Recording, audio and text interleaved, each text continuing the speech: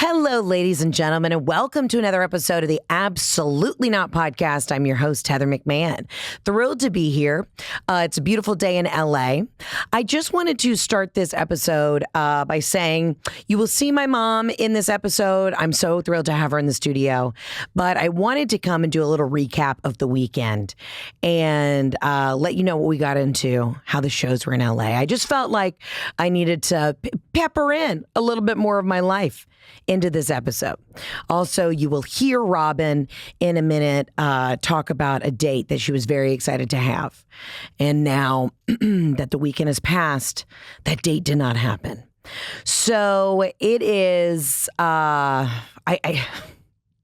it's a real touch and go emotional day for me, but I was really bummed for her. And I still wanted to keep in the parts of my mom talking about the date and her getting excited about it simply because she gave great advice.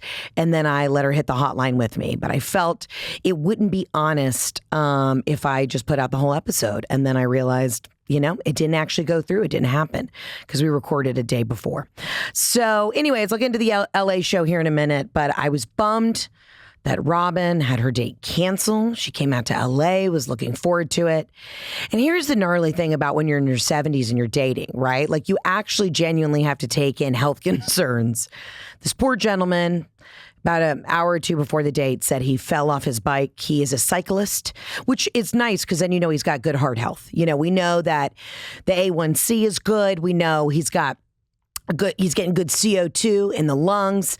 So we like an active man. There's nothing sexier than an active gentleman who's a silver fox, because that's important. You know, Robin's active. She works out. She's got ripped arms. Like she's doing her thing.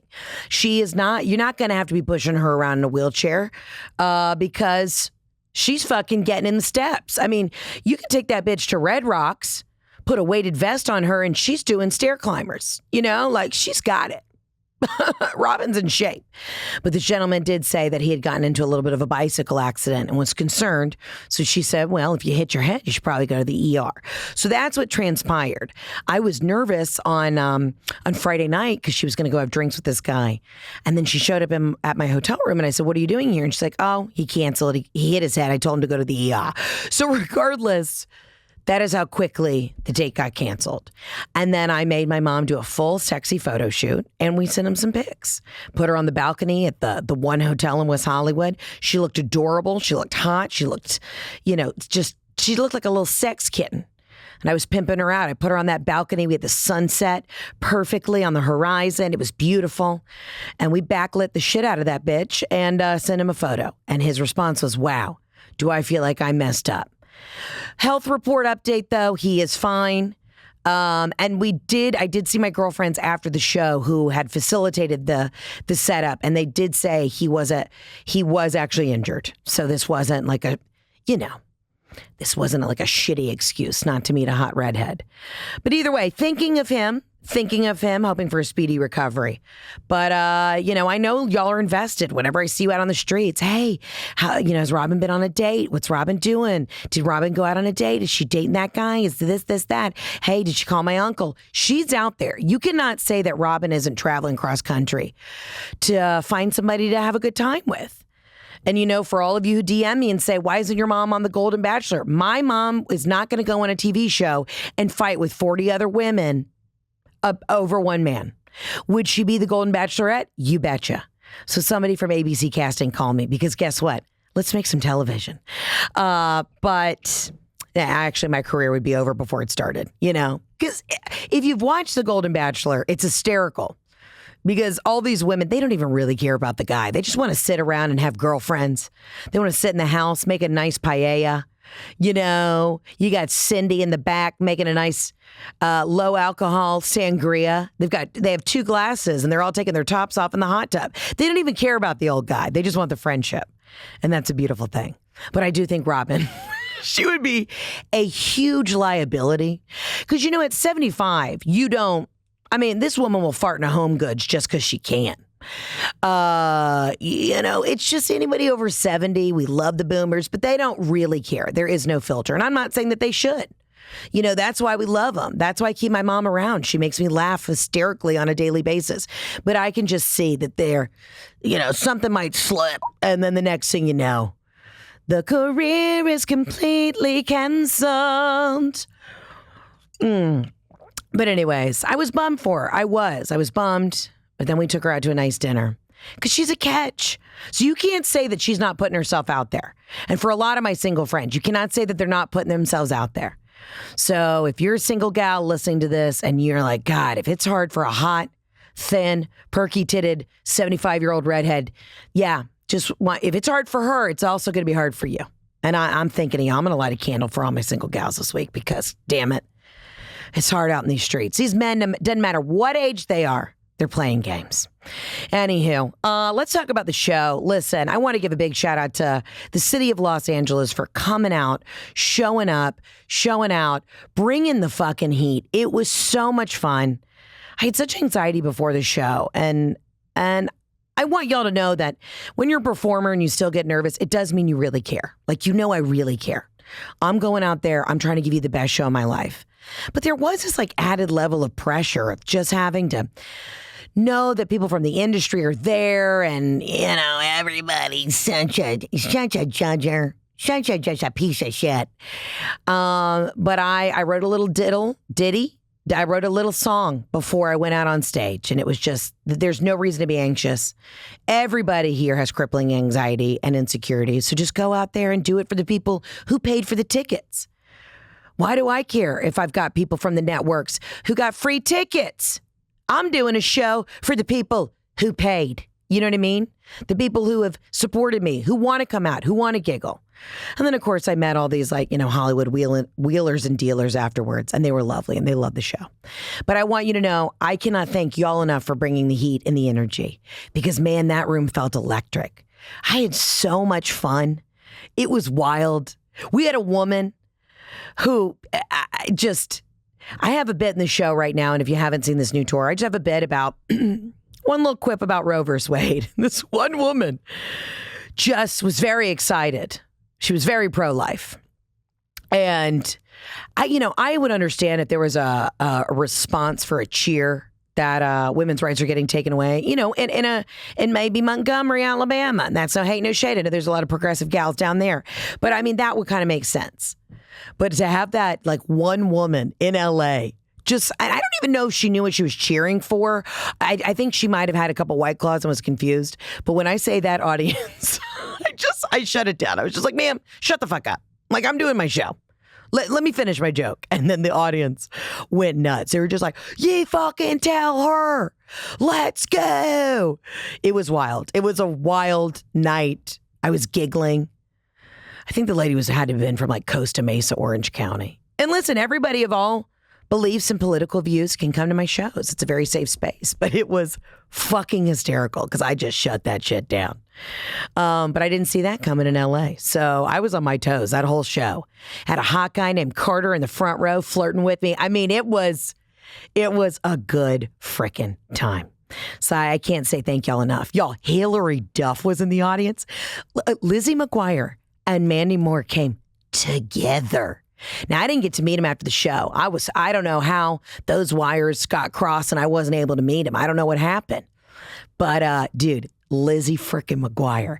Hey now, this is what dreams are made of. And Mandy Moore Candy. Can you fucking believe it?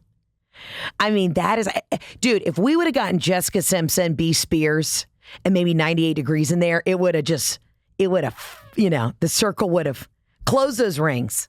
Close those damn rings. It was awesome. So I just had a blast, but it was very nostalgic. After the show, I was like, oh my God. I knew Mandy was coming because she DMs me and she's such a sweetheart. We have a cute rapport online, but I was like, damn, Hillary Duff is here too. Don't tell me your girl hasn't made it. You know what I mean? So freaking cool. But after the show, shout out to the people at Solar Wave. They've got this amazing UV light. They got the red light and the blue light to help with the acne and the anti-aging. They had this sick house in West Hollywood. And I'm friends with one of the owners. He's like, hey, come down. Let's have a party. We had a sick party at this great house. I had 2 margaritas. My eyes were crossed. Couldn't feel my face, because I was just so relieved and exhausted from doing the damn thing. But we had a great little party there. And it was just a night to remember. I mean, LA, dude, LA. Just to think 8 years ago, I was working at Soul Cycle down the street, and then I was fat and broke, and now I'm just fat and rich. So look at that. Look how we've come full circle. But I even had some of my old coworkers, my old buddies reach out, and they're like, we're coming to the show, Heather.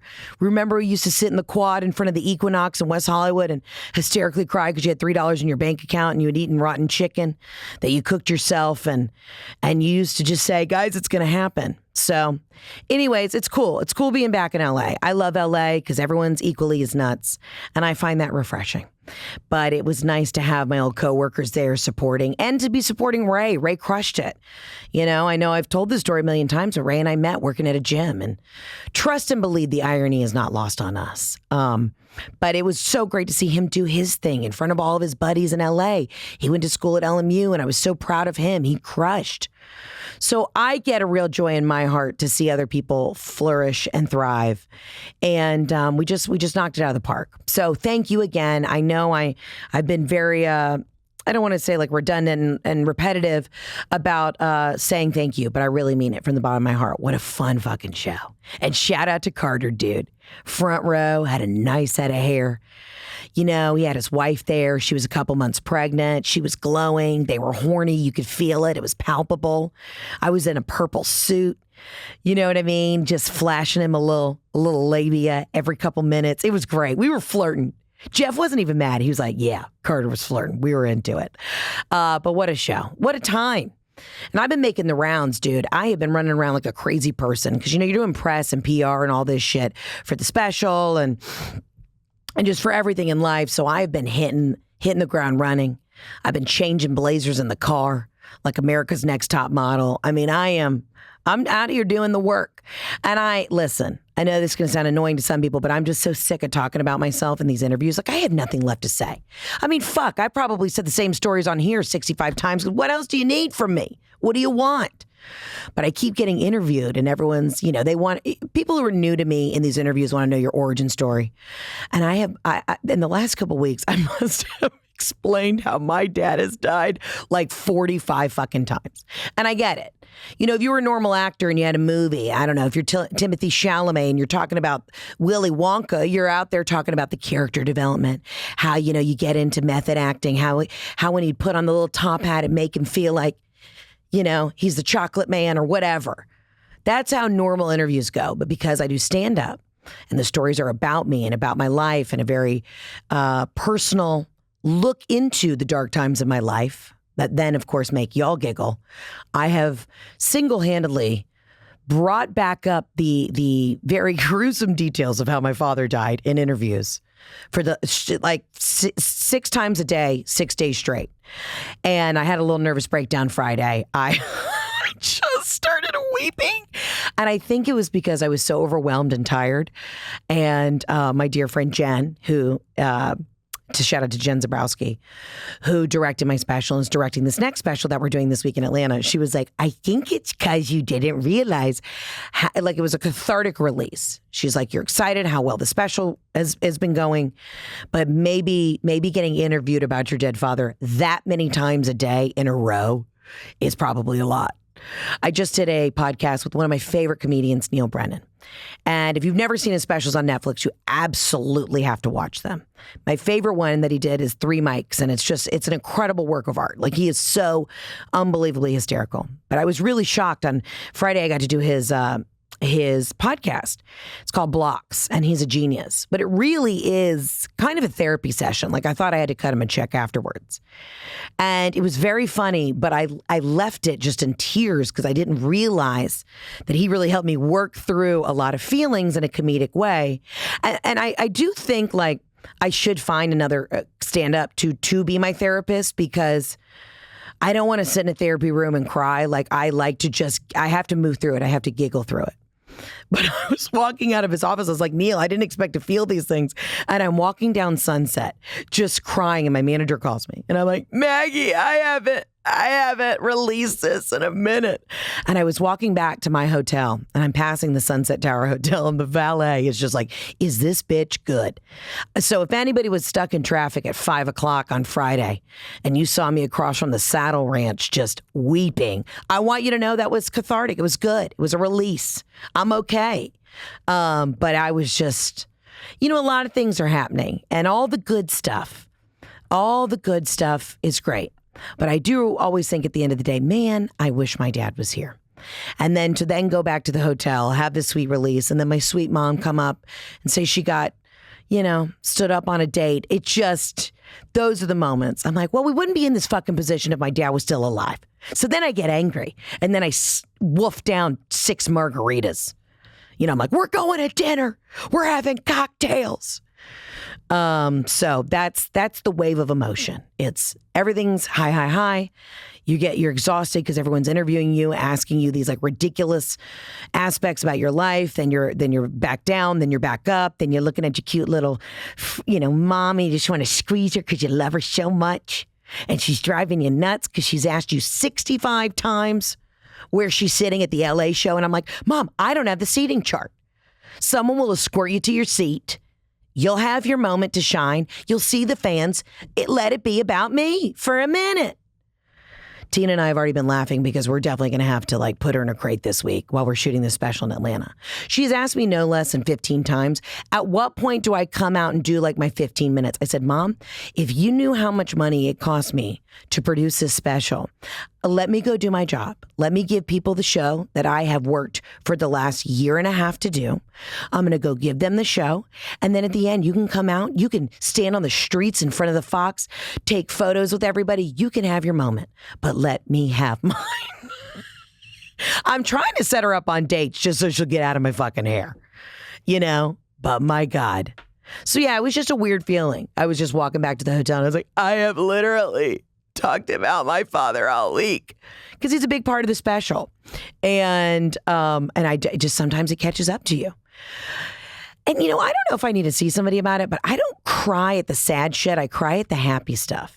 And I've said this before.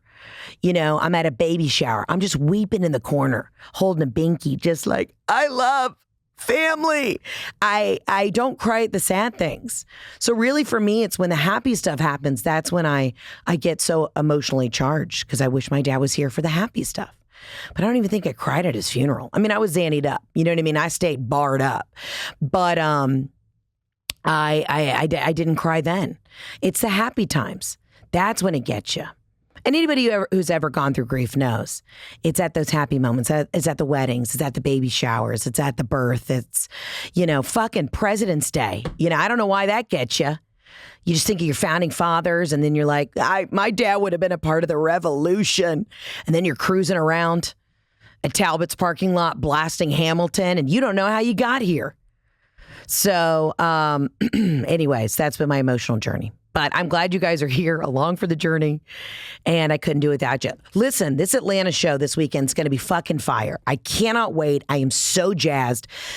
I really, to bring this show and shoot it in the Fox Theater, the staff at the Fox Theater is the best staff in the world. The people in Atlanta are my favorite people in the world, and we're going to fucking do it. So we got Thursday night, we got Friday night. We are going to be releasing extra seats. We're moving around cameras. So please, if you didn't get tickets, a lot of people have DM'd me. We are releasing more seats. So get your tickets at heatherontour.com. It's sold out, but we're going to be releasing seats. So get excited. The cameras are going to be there. I need you guys to razzle dazzle, show up in your glitter, your cheetah print. Just show up. Because the more you come dressed to impress, the more likely you will end up in the special. So get excited. And also, we are going to be announcing more tour dates. I'm coming to Australia in February. We're going to be adding more international dates. I'm so excited. And listen, if you're abroad, let me know where you want me to come. I got a lot of cuties in Berlin DMing me saying they want me to come to the jokes in German. So I'm ready to go. We will see if we can add Berlin to the stop. I'd love to do the blowjob jokes and then end up at a sex club. Let's go. Let's party. So let me know where you want me to come. And then we're going to be adding more U.S. dates at the top of next year, too. So a lot of exciting things happening. And I'm glad you're a part of the journey. But thanks for always also holding my hand when I give you that raw dog emotional breakdown. But anywho, so Robin's back on the dating scene. Let's just cut to it. I'm excited to have my mom in the studio, and I'm excited to have her listen to the hotmail. Jesus, I can't even talk today. The hotline. As always, you can call into the hotline, 800-213-7503. And always, call me. But remember, when you call me on the Absolutely Not line, make sure your windows are rolled up. Make sure you're not actively getting pulled over for a DUI. Do not call me. Do not call the hotline and say, hey, girl, getting pulled over, coming home from my country club. Pretty sure I'm getting a DUI. Wanted to call you first. Call your attorney. Call your attorney first, then call the absolutely not line. And don't drink and drive. Don't be a fucking fool. Hey, girl, you know what I mean? Just stole a Gucci bag from Macy's. Don't call the absolutely not line. Call your attorney. And if you happen to get locked up in Georgia, call the Georgia law lady. Hey, if you get into something shady, call the Georgia law lady. I mess it up. Take two. If you get into something shady, call the Georgia law lady, allegedly. You know what I mean? She won't let me do her ads because she said, that's also bad for business. But, and also for y'all who are like, why hasn't your sister been on? Again, she is a professional. We had time to dick around during COVID, but she's doing the Lord's work. She's out there running cases. So when she gets a break from, serving her clients in the best way she can, I'm sure we'll be able to get her on here. Maybe we'll bring her in over the holidays because I know I have time off. She has time off. So we'll sit around, dick around and chit chat. You know what I mean? Anyways, I cannot wait to have everybody in Atlanta. And without further ado, let's just get to it. Let's get to bringing in my mom into the studio. So ladies and gentlemen, without further ado, please welcome the Red Contemporary, the one, the only, Diva Red, Robin McMahan.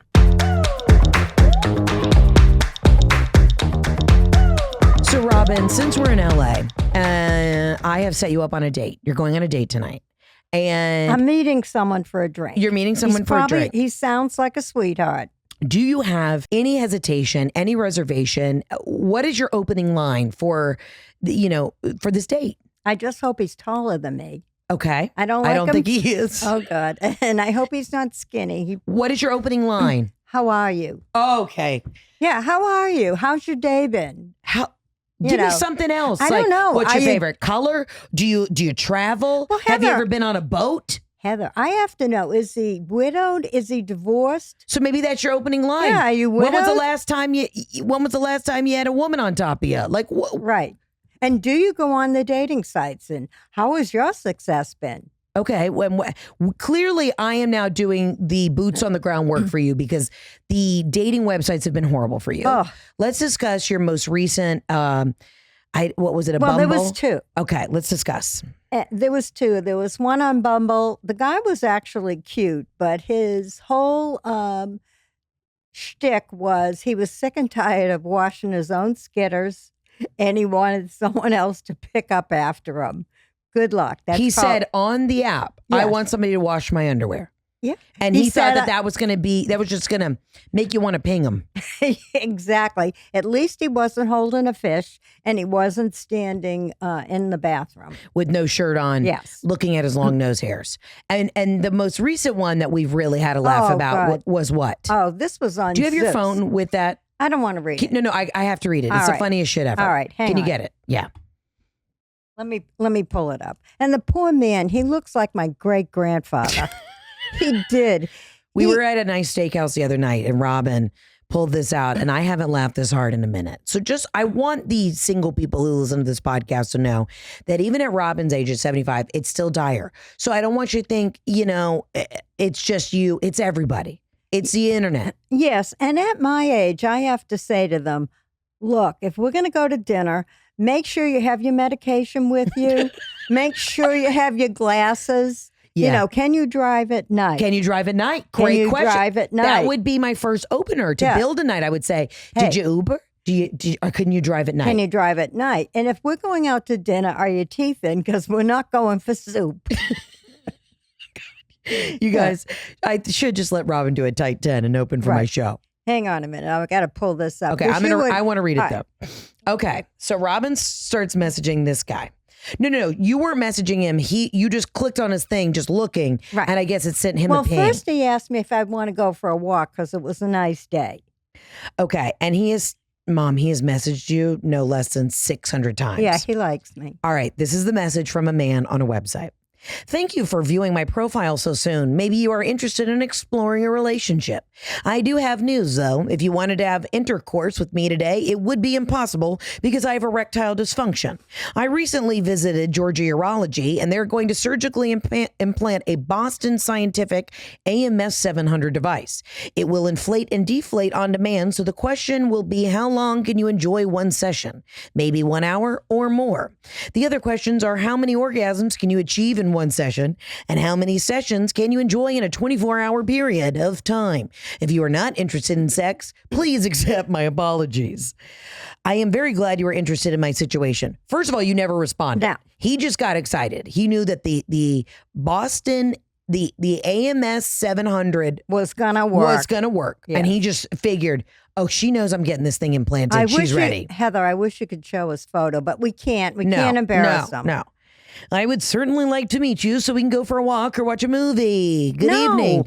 How are you? Have a wonderful day. How are you? Good evening. I mean, he sent 6,500 messages. Yeah, he likes me. Big shout out to Boston Scientific putting in that EMMYS 700 because, listen, erectile dysfunction is a real thing. So that is, there's nothing to be ashamed of there.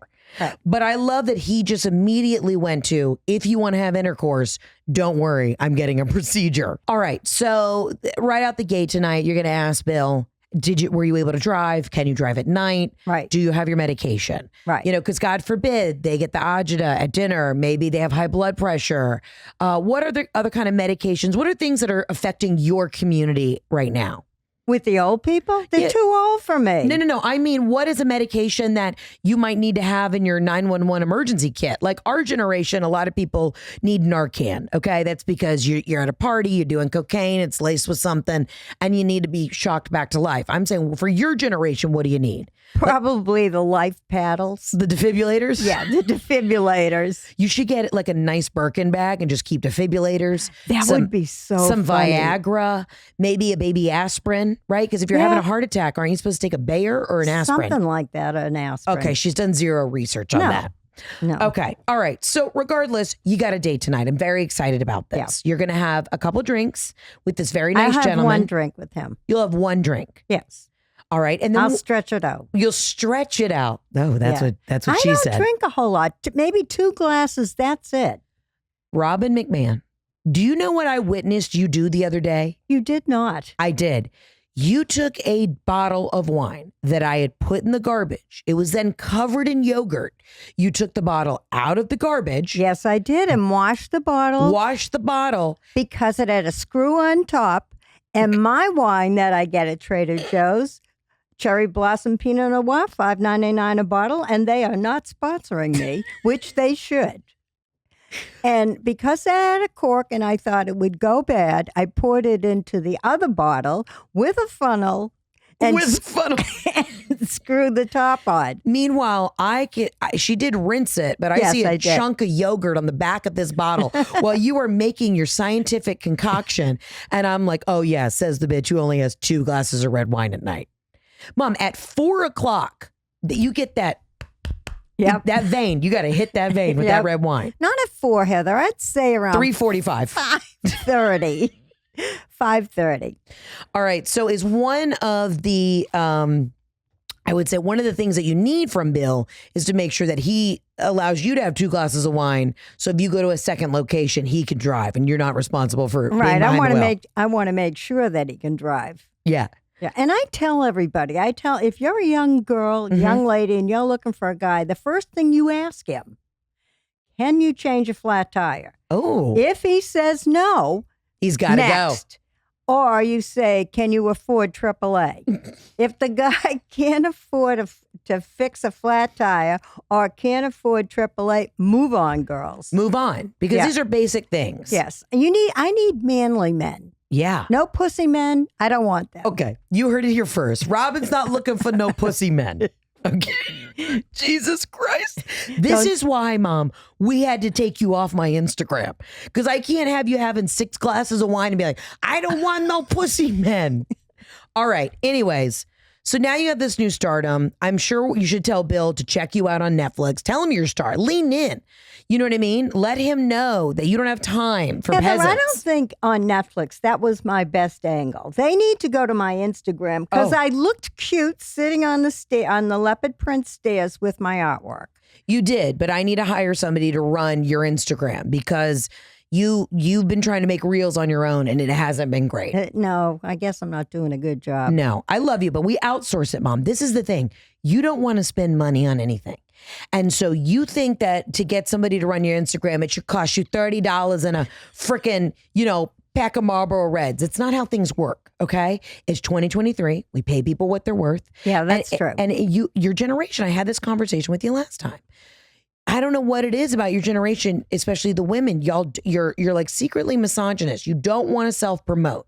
You're like, oh, the guys can do it. Oh, the guys can do it. It's your time, Mom. It's your time. You're talented. You need to be out there, but you need to invest in yourself. You're right, Heather. Okay. And I'm always right. Thank you. You heard it here first. So I think we should just jump into the voicemails. All right, let's do it. Let's jump into the voicemails because maybe if we give people some unsolicited advice, that's where you'll really perk up and come alive.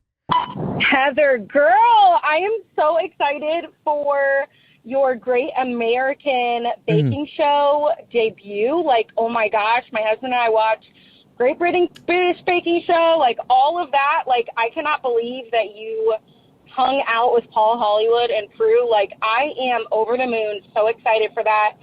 I love you. I cannot believe that this is real life. You are doing the biggest things. I'm so proud of you.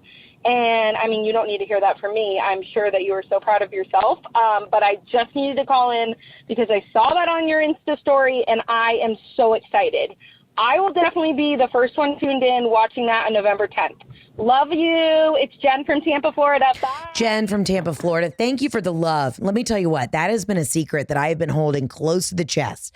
So this summer when I went remember I was in London and then I went down to Italy for a minute. I was over there shooting it's technically the Great American Bake Off because it's when they bring American celebrities over to England, but it is with Paul and Prue, these stars of the Great British Bake Off. We got to shoot in the actual iconic tent from the Great British Bake Off. When I got that call, that was the quickest yes I've ever said in my life. My agents were like, do you want to go to England and shoot this? I was like, let's fucking go. It was so much fun. The episode is going to be so completely unhinged, unbelievable. And I had done a little prep. Mom, you had helped me beforehand. And you're not great at keeping secrets, but you were good at keeping this secret. Yeah, it was. We tinkered around in the kitchen a little bit before I left because you had to come up with recipes, but they had to be holiday themed. And, I didn't know how it was going to work. So I came up with some recipes and we destroyed the kitchen trying to make a sponge cake one day. And how did you feel me going into that? Were you nervous when you sent me off to the airport? Did you think I was going to fail? Yes, because Heather, you called me from California when you were living out here and you wanted to cook some chicken. And you said, Mom, this chicken smells, is it supposed to smell like this? And I said, Heather, throw it out. Yeah, I'm not great at knowing whether or not meat has gone bad. I just think everything has gone bad. Right. And usually you're like, no, like I'll smell milk. And you're like, that's what milk smells like. Yeah. And I've thrown it away. I'm weird about that. Right. But I crushed it. Now, I can't tell you the results. You're going to have to watch it. It's coming out this week. And I was blown away. You were blown away. I can't tell them what it was, but I said, you didn't do this, Heather. I did and you it. said you did it. And I said, no, you didn't. You couldn't have. The producers did say that I had the absolute messiest station and they would come and help us like clean up afterwards. And I had 6 people at my station helping me like wipe up eggshells and raw runny egg. Well, tell them what happened to you when you went to study abroad and you were in Italy. And I did. So I took a cooking class in Italy and from like 9 a.m. to 11 a.m. every day, I would take this cooking class. And my teacher, Marcella, told me, she said, you are the worst chef I have ever had in the history of this cooking program. I made focaccia bread one day and like didn't put yeast in it. All right. She said, you're the absolute worst chef I have ever had, but I like you the most because I know you're trying. It was like I was a And you were disaster, funny. and I was very funny. Right. And then my friend Carolyn, shout out to Carolyn, had a peanut allergy, and she couldn't believe that anybody had a nut allergy. I mean, this was back in 2008, and she refused to call Carolyn by her first name, and she's like, "Where is the nut girl? Where is the nut girl?" And I was Right. like, "I think you got to call her Carolyn." Right. But that's Italians; they don't give a fuck. But you can follow a recipe, Heather. You're just not creative in the kitchen. I'm not creative, and you don't like cooking. The problem is if I'm standing over something and cooking it the whole time, I just smell it and then I don't want to eat it anymore. But I like pastry. I like baking. There's never a moment where I don't want to have a bite of a sweet treat. Oh, that's good. What's your favorite thing to cook, Mom? Pasta. Okay, pasta. And give us some cooking tips. I mean, if we're here, and to me that voicemail was an absolute yes, but give us some cooking advice for the young gals and guys that are listening. I need to do a cooking show for kids. I mean, I really do need, because there's a lot of tips and tricks. If you're making some soup and you get some like chicken consomme, get yourself a jar of pesto. Throw some of that in your in the chicken stock. Lifts it up a little bit. All right. So you're saying if you're making like a regular chicken soup, you can always add a little pesto. What are some other things that you can add to really punch up the flavors? Oh, you know me and wine. I am the best when it comes to making wine sauce. Wine sauce. Yes. Every time you use wine when you cook, listen to me, every time you use it, you make sure you put in a little bit of sugar, like a half a teaspoon or a teaspoon of sugar and a pat of butter. Makes a big difference. I will say you were great at making a reduction, a roux, any sort of sauce. And when I would go to other people's homes and have their dinners, and whenever I saw anything with like a cream of mushroom, I would panic because you would have never served us anything out of a can. Never. We always had like a jus, a bordelaise. Like you just know how to make the sauces. Right. And when you guys were young and would go to the movies and come home at 11 o'clock at night, you didn't get pizza. You wanted chicken piccata, a veal masala, or something. Oh, your veal masala. Right. And you'd be out there in the kitchen with the paddle, pounding out the thin cuts of veal. And that's just how we were raised. Yes. I do think, eventually when I have children, I'm so terrified of them being like the chicken fingers and fries kids, which is fine. It's fine. But we really grew up on the baba ganoush, the hummus, Right. And homemade soup. all the homemade soups. Right. Any other tips and tricks in the kitchen? If you have young kids and they don't want to eat vegetables, take the vegetables, put them in a blender and mix it in with your spaghetti sauce. They won't know the difference. Smart. There you go. Life hacks with Robin. Here she goes. She's coming alive. I'm coming alive. She just woke up. Yeah. I buy these expensive gluten-free cookies. And Where do you buy them? You can get them at Target. They're by Sete. Sete. Yeah. Siete. Right. What flavor? I love all of them. Okay. Okay. They do have a nice... Except I don't like the chocolate ones. But anyway, they got crushed. And so instead of throwing the cookie crumbs out, I put them in a container and put them in the freezer, save them, and sprinkle them on ice cream. Oh, bada bing, bada boom. Bada bing, bada boom. I would have been great in the Depression. I even go around and save the old wine that's, gone soured a little bit, and I make my own red wine vinegar. You were at one point, Mom, making kombucha in our home. That was good. No, I never tasted it. And I remember when I told our dentist, I think I told Dr. Gurley, I said, yeah, my mom's making her own hooch at home. And he was like, do not fucking drink that. That could kill you. Because, Mom, it had like the foam and the fuzz and the fur on top, and then it had the mother in it. Yeah. I just read too many things on YouTube that said, don't drink your own kombucha. I don't even love kombucha. Oh, I do. Okay. So any other tips before we go to the next voicemail? This is your time to shine, Robin. Heather, only use the best ingredients you can. Don't use any canned stuff. When you go to the grocery store, shop on the perimeter. Do not go up and down the aisles. What was the first thing that you made and you knew in that moment, wow, I'm a great chef? Probably chicken masala. Chicken marsala. When I was single, the only thing I could make was chicken marsala. My mother was a great cook. Mm-hmm. Absentee mom, but a great cook. Great cook. Anyway, that was the only thing I could make. And every guy that I ever went out with, I would make that dish for them. I mean, it was outstanding. Mm-hmm. And I would tell them, this is the only dish I ever make for someone I really care for. Oh. Ooh. Snap. And then you seal their wallet. Well... Let's talk about your early dating days before you met Dad. When you were out and about, what was the dating life like back in the streets of Miami?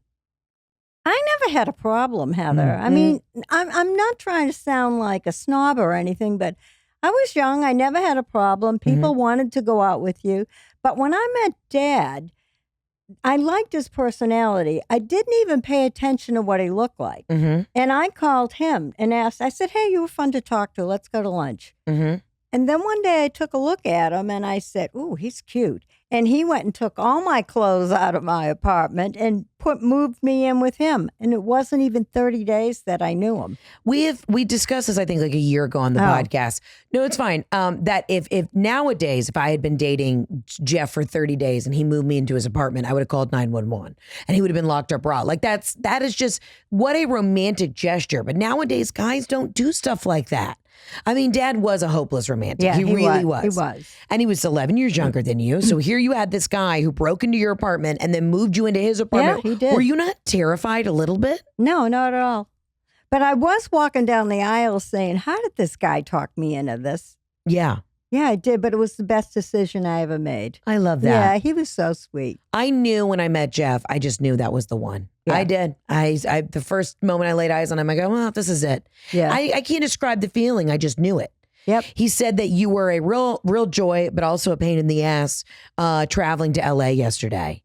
He said you were asking lots of questions. You tried to tip the Sky Cap $1 because you said back in your day it was $1 a bag. Yeah, it was. It was a teeny little bag. It wasn't a big bag. And I walked up to the counter, the ticket counter, to give him my bag. And normally nobody tips, but I did. And I only had a $100 bill or $2. So I gave him the $2. Okay. And if Jeff, he was laughing at me, but I didn't see Jeff slip me a 10. He already slipped the guy a 10. Oh, he he gave did? the money to the guy. He didn't give it to you because he knows if he gave it to you, you'd somehow be like, give me $8 back.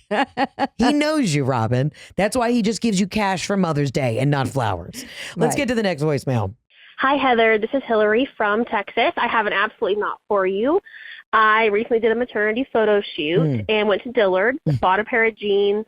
These jeans were a little more editorial, not something I plan on wearing again. So I just, left the tags on.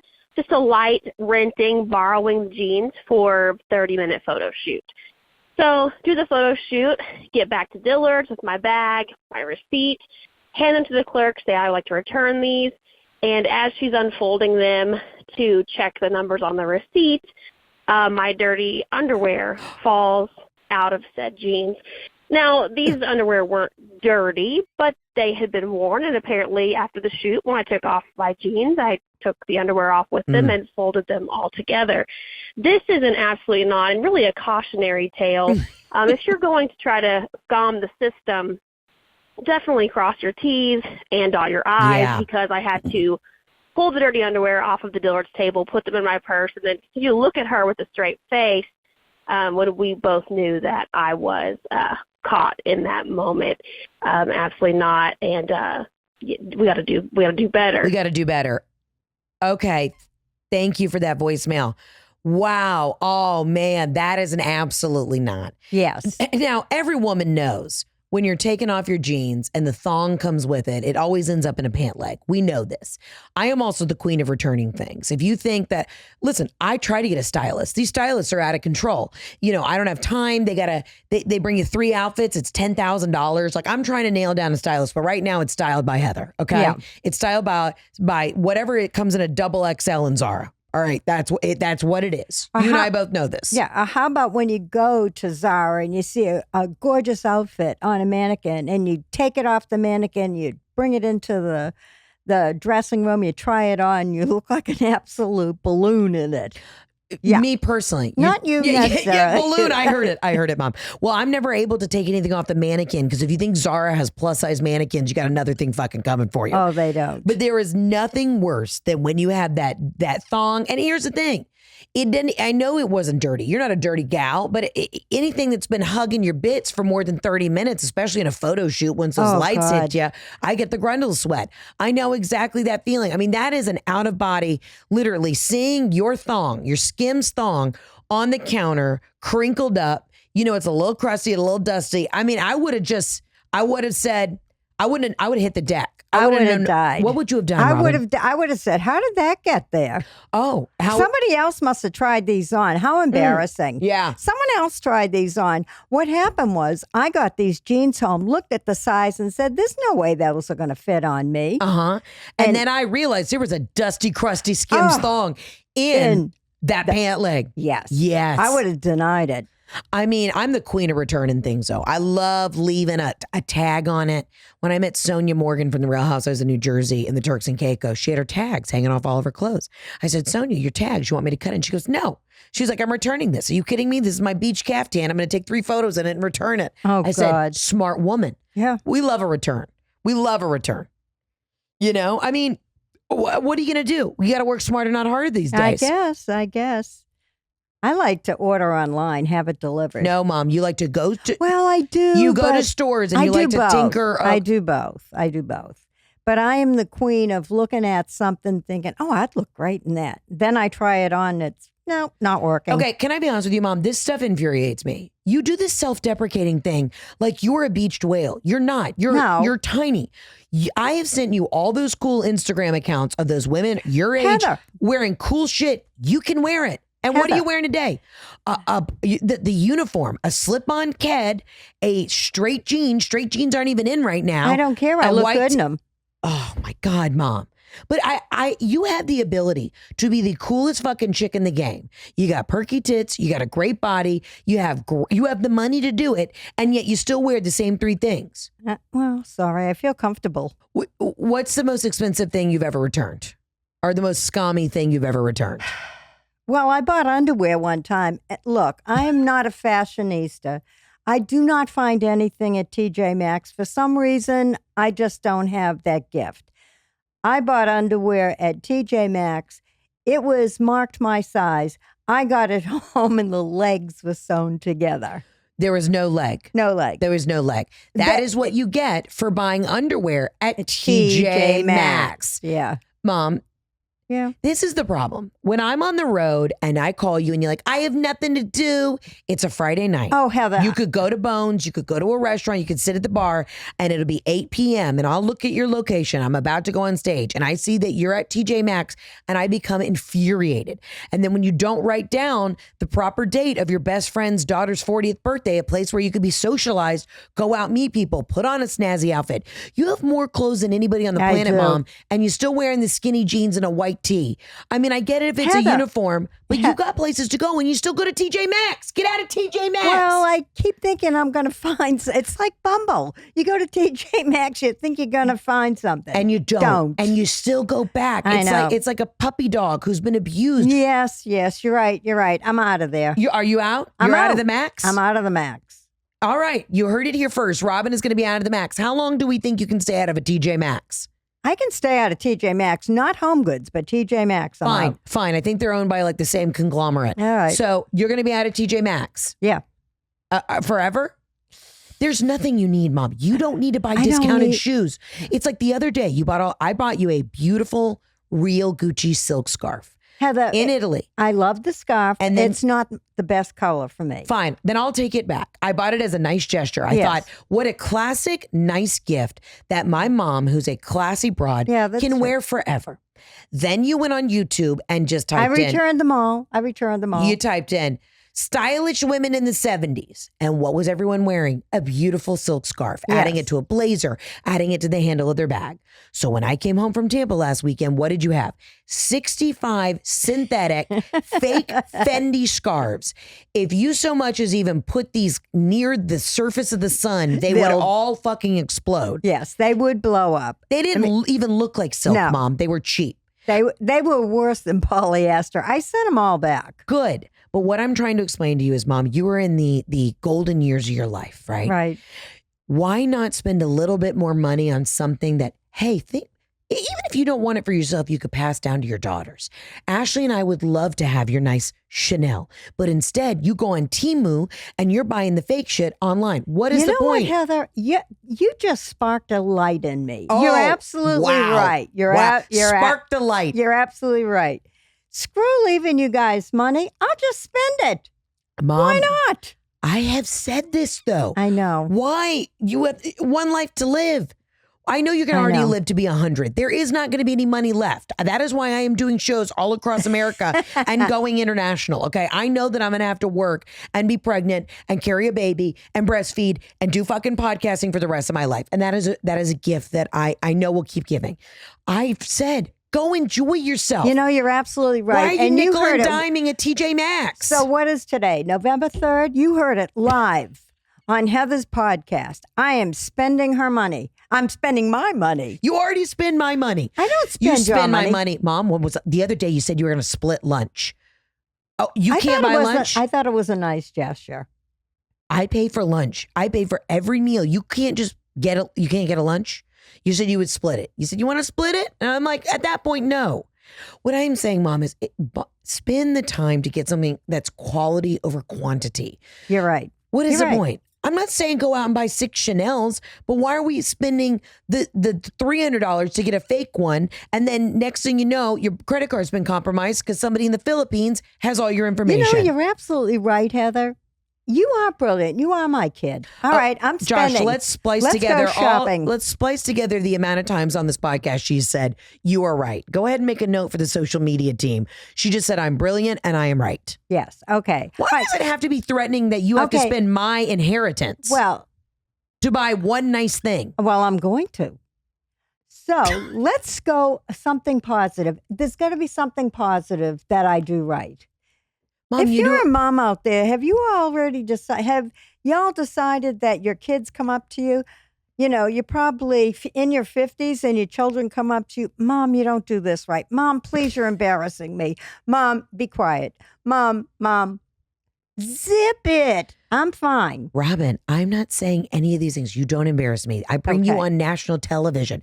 You're the love of my life. Right. What I am saying is I find quirky things that you do where I think you could be spending your time more wisely to enjoy your life. You don't have to be in a bargain bin at a Ross for less. I think it's the hunt. I know it's the hunt. I know it's the hunt. And that's why I know with the dating, okay? That's why I know with the dating. You love to be on all the apps, but you never pull the trigger. Not for me, but I've set other people up. Exactly. It's the hunt. Yeah. You love to be in the bargain bin, but you never come home with the sweater. You know what? You're absolutely right, Heather. No bargain bins. If you're a guy out there and you're a bargain, not happening. No, we don't. No. We want top of the line, fresh from the factory, the real deal. Yes, the real deal. See, I don't like the hunt. There's a real deal here, isn't there? Where they have all real stuff. I don't know what the real is. Isn't that like real Chanel scarves and stuff? Yeah, they have real stuff. It's the real. Not sponsored. Yes, they have real things. But are they used? They are used, but I don't hate a used bag. No, so you get a little discount. I love a discount. There you go. Check back in next week and see if she went and bought anything that somebody else has, put their tampons in. Let's get to the next voicemail. Hey, Heather, it's Meredith from Birmingham, Alabama. I have a dating story for you. I don't know if it's an absolutely yes or absolutely not. I think absolutely not, but I need your take on it. So basically, I start seeing this guy, went to University of Alabama, Roll Tide, we love it. And he was very intentional at first, and then he gets really lazy as time goes on. 2 months go by. He's really not putting in the effort. So I send a text and I say, to be honest, whatever's not going on here isn't living up to my standards, blah, blah, blah, blah, blah. He gives me this BS answer. I'm glad you said something. I always welcome speaking your piece and saying what's on one's mind. Like, okay, douchebag. Basically, won't let it go. And I'm like, okay, what can I say to make this guy F off? And so I say, if you can possibly find it in yourself to plan a date and ask me on said date in advance, i.e. not the day of. It sounds... hold on. Did the voicemail cut out? Well, we can embellish upon this because if he can't put any effort into it, hold on, Mom. We can't use this. We have to. Yeah, no worries. Oh, you got it now? Okay, cool. I.e. not the day of, then yes, I'll check my schedule and see if I'm free to go. Because he was not planning dates. He was not pursuing me, and that's what I want. As a Southern woman, I know that's not for everyone. It's okay. That's what I want. He goes, now that I can do. And then I didn't reply. And then the next morning at 7:17 a.m., he sends me an Evite that he made on Canva. It says, you're invited, with these celebratory emojis. Taco Mama Date, which is a taco place here. Sunday, 5 p.m. with this like salsa bowl and guacamole and avocado. So basically like sending an I invite love for this. a date. I do too. I think And at the time I thought it was funny. And my friend, one of my close friends was like, Meredith, I think he's mocking you. And so I don't know. We're long story short, we're not going out. Okay, we're going to cut this. Hold on. First of all, what a fool. This is an absolute yes. He's not mocking you. You asked him to do something. He was being funny about it, saying, I'm going to send you a pic, and creative. And I think her girlfriend is being a little jealous. I think her girlfriend's being a little bitch. Little bia. Yeah. Why you acting like a bia? I agree, Heather. She's being a bitch. He put some effort into it. Mm-hmm. She should go back out. She should call him and say whatever his name is, Peter. Peter, I'm so sorry. Mm-hmm. You know, my bitchy girlfriend gave me some very bad advice, which I shouldn't have listened to. And I am so proud of you. And I think it was so touching that you planned this date the way you did. Listen, worst case scenario, he was mocking you, and then you show up for the Taco Mama date and he's not there. And then then you got your answer. But he was engaged when you said, hey, it really bothers me that you don't put any effort into this. He listened to you. He said, I can do that. Right. And then the next day he sent you an Evite, thought it was probably cute, funny, good, was going to make you laugh. Yes. Put in the actual effort to go on his computer and make it. And you said specifically, what were the things you said? It can't be like the morning of. Right. It can't be for that day. And I need you to plan something. And look, so what if it was for the day of? He's thinking about you. It wasn't, though. She said for a Sunday. Yeah. She said he sent an invite for a Sunday. He obviously likes her. You know, can I be honest with you? Only take advice from me, because some of y'all take advice from your other single friends who are just as upset or just as single. And I sometimes think that people aren't giving sage advice. Right. Now I know everyone is doing a deep eye roll right now. Heather, you haven't been in these streets. You don't understand. You don't understand. Yes, but call me. I will help you figure out and wade through the bullshit. Okay. Sometimes I think you need a third party to really figure out what's going on. And men are one-dimensional. Yes. Women, we can multitask and do a bunch of stuff. They're not that complicated. All you got to do is give them great sex, feed them, and hand them the remote control. That is the most archaic thing I've ever heard, but she is actually accurate. Right. Well, you used your words. You said what you wanted. Right. You said, hey, this is upsetting me. Right. He absorbed that. Then he said, how can I make it better? You said, this is what I need from you. And then he did it. And now you're not dating him? She's going to have to backpedal big time to get him back. Bitch, get on that bike and start backpedaling. You got because he could have been a good one. That's right. He could have been a good one. Reach out to him. Say, hey, listen, I think I may have taken some bad advice. My friend said you were mocking me by sending this, but then you're already going to seem like you're overthinking a little cuckoo. Be like, if you still want to do Taco Mama, I'll meet you there on Sunday. Yes. Yeah, no pressure. I'll meet you there on Sunday. That's absolutely right, Heather. Ladies, I also think we need to keep some things close to the chest. I do think when it comes to dating, give these guys a benefit of the doubt. And I'm not saying don't call your friends for advice, but I think we got to keep some of these things a little close to the chest. Yeah. And just see how it goes. And then if these people are going to disappoint you, they're going to disappoint you, period. Right? But you don't need Carolyn, Francine, Lindsay, Emily, everybody. And that turns a guy off when he thinks you're telling all your girlfriends all this stuff.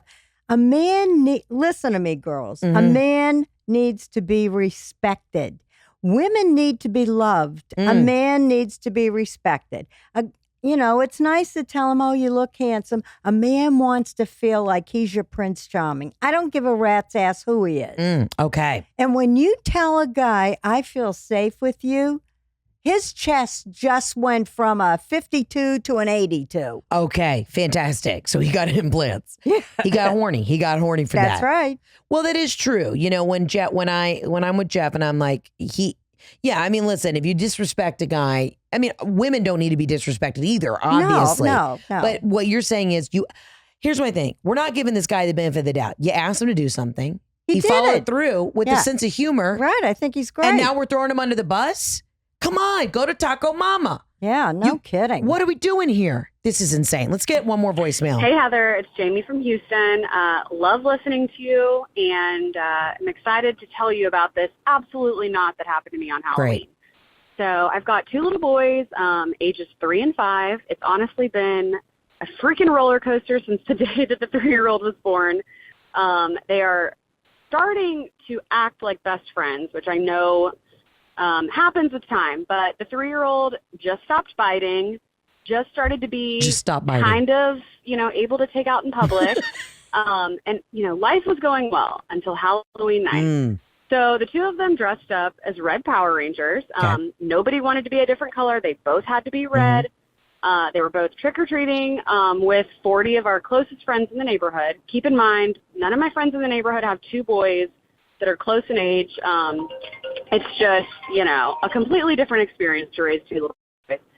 So as we're trick-or-treating, I've got my warm spiked cider in my hand. I turn around, and I see the 5-year-old absolutely jump on the 3-year-old. They are screaming. The 40 friends are just looking at the chaos happening in the front yard of some random neighbor's house. Apparently, the 3-year-old took the 5-year-old's trick-or-treating bucket. So the 5-year-old proceeded to put him in a headlock. Luckily, they were wearing their Power Ranger costumes. So the 5-year-old sucker punches the 3-year-old in the stomach. I had no words. All I was doing was screaming for my husband, who was on the corner drinking a beer with his friend. Sounds about right. To try to help separate the children. It was just an absolutely not. Raising 2 little boys that are close in age is probably one of the craziest experiences a mom. Buckle up, sweetie, because that's only the beginning. They'll be getting in headlocks from now until they're 45 or 50. It's just the way it is. And it's not that they don't love each other, but boys will be boys. Boys will be boys. Ashley used to torment me, pretty aggressively. And I remember the day that Dad was just like, "You're bigger than her. Just let her know what's up." And I think I kicked her in the shins once. And that was it. And she knew that I physically dominated her. Now, she still plays the mind games on me. Yeah. I mean, Ashley knows how to really stir the pot mentally for me. But sisters do the same shit. I mean, we used to really, really razz on each other. She used to tell you every day you were adopted. Yeah. Well, physically, when I would stand next to you and her, I did seem like one thing doesn't fit. And I was the circle in the square for sure. Yeah. What did you think, Mom, when you had such a juicy child? Because Ashley was this petite little porcelain doll. What did you think when I came out with my misshapen head and my flamed up eczema? Heather, you were cute. You did look like a Cabbage Patch Kid. I have to say that's a good thing, though. Yeah, Cabbage Patch Kids are cute. Yeah, you were cute. You were cute. Look. You were a gift. You were funny. You were easy to be with. I was a gift. I was a gift, everybody. You never complained. All I had to do was feed you. No matter if I would read you a story, you thought it was great because I'd be animated. Yeah, I like people to entertain me. Yes. I would read Ashley a story and she'd look at me like, "Bitch, you better have something intelligent to say." Yeah, she wanted you to read the encyclopedia. Yes, she did. I'm over here like, I want you to get out People Magazine and let me know what's going on 90210. Yes. I mean, I have other friends. I mean, I've told you all about this. My girlfriend, Mary Beth, has 3 little boys. And when I call her, she calls me every day when she picks them up from school. And when I say that it is like the threats in the car, the screaming, and they're the happiest kids on the planet. Right. That's just them. That's the way it is. It's life. It's life. You know what I mean? I mean, listen, if you're worried about the other 40 parents judging cares? you, who cares? Tell them to fuck off. If Exactly. They've all been in that situation. Absolutely. And listen, you know what? You could say they were method acting. You know what Red Power Rangers do? Method act. They get in on it. Yes. The Red Power Ranger is a powerful little beast. Yeah. What was the most embarrassing thing that Ashley and I ever did in public, though? Because I get where the mom's frustration comes from. It's in public. Well, Ashley, one time, we were in Loman's. I don't even know if they still have There's a not a Loman's. All right. She was in Loman's and she was touching stuff and she couldn't read it this time. I think she was like 2.5. And I said, "Ashley, that sign says little children are not supposed to touch the clothes." It really didn't, but that's what I told her. And she turned to me and she said, "Mother, that's the dumbest sign I ever saw. This is at 2.5. She said, "Don't they know that little children like to touch stuff?" Okay. She sounds like Wednesday Addams. Yeah. You didn't think at any point that this kid was from The Shining? I don't know, Heather.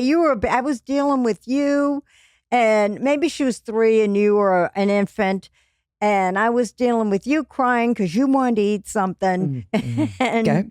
she wanted to touch stuff. Okay, but what would I do? I mean, was there ever a moment where you looked at me as a child and you were like, "This kid's cooked"? Like she fell off the back of the bus. No, you were very fussy on your clothes. Yeah, still am because I'm uncomfortable. Yeah, you didn't want anything like scratching you or touching you. I don't like tight things now. No, you don't like tight things, and you were a little chubby. Yeah, so they would be tight on you. You didn't like that. Even as a child, things were just really tight in the middle. I didn't like it. I don't like anything with a waistband. It would just dig in, and I was uncomfortable. What? We had a code, right?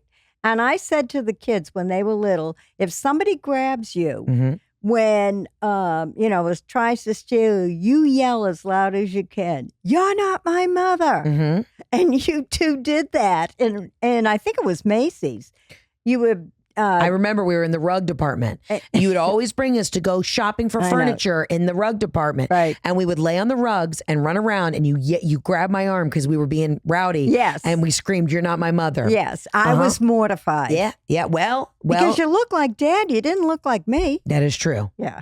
And what happened after that? Did security come? No, they didn't, thank God. But I was like, these are my kids.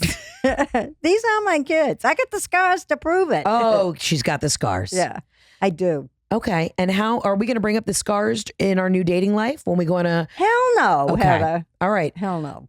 Mom, I love you. And everybody loves you. The reason I bring you on the podcast is because you are just... You shoot from the hip. You're so raw. You're so real.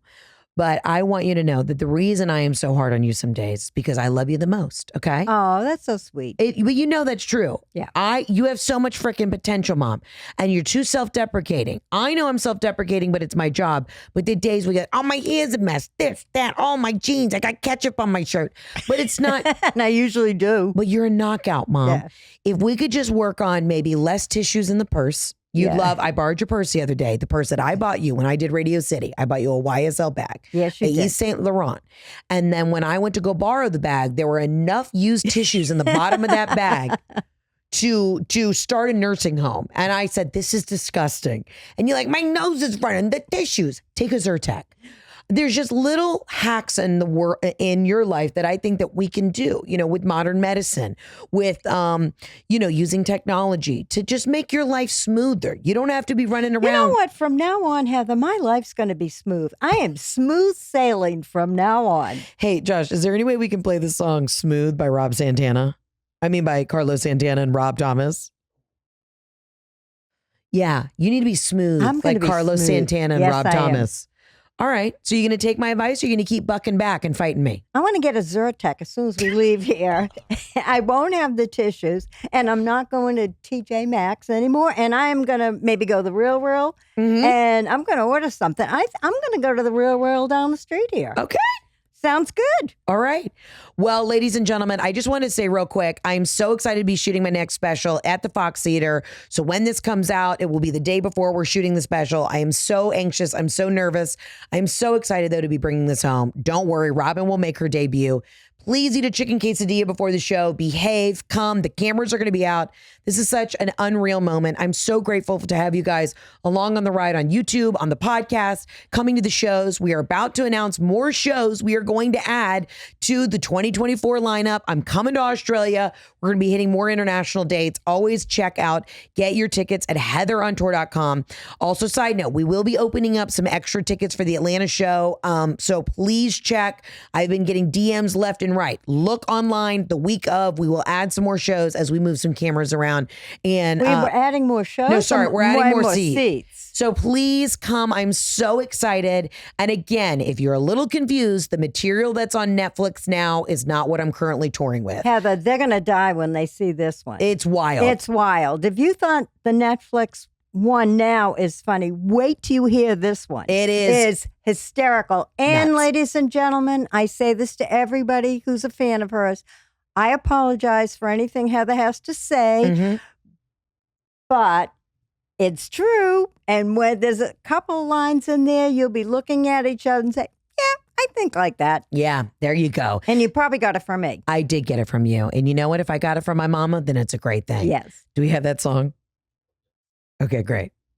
Do you know this song, Mo? This is your new theme song. Customer, full of high-value customers with Oh, untapped we got an ad.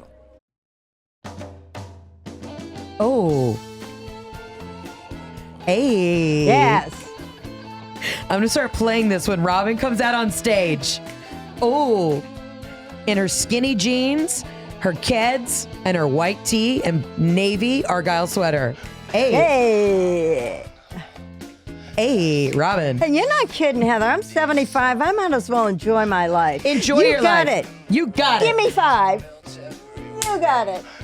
Ladies and gentlemen, Thank you for having me on. tuning in. I love you, mean it. I'll see you on the next episode. Ciao, Bella. Arrivederci.